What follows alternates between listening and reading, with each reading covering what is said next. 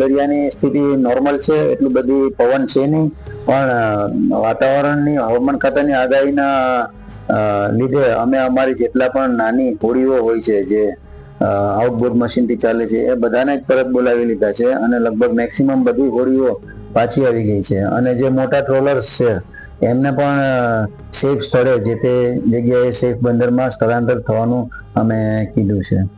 કે 3 નંબરનું સિગ્નલ ચડાવવું. 1 નંબરનું તો હતું જ, પણ અપગ્રેડ કરી નાખ્યું.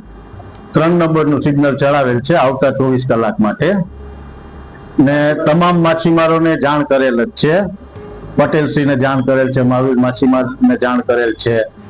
કોઈ દરિયો ખેડવા ડીપમાં ન જાય એ બાબતથી. બંદર માટે તમામ જાતની તૈયારી છે. અત્યારે હાઈ એલર્ટ ઉપર જ છે.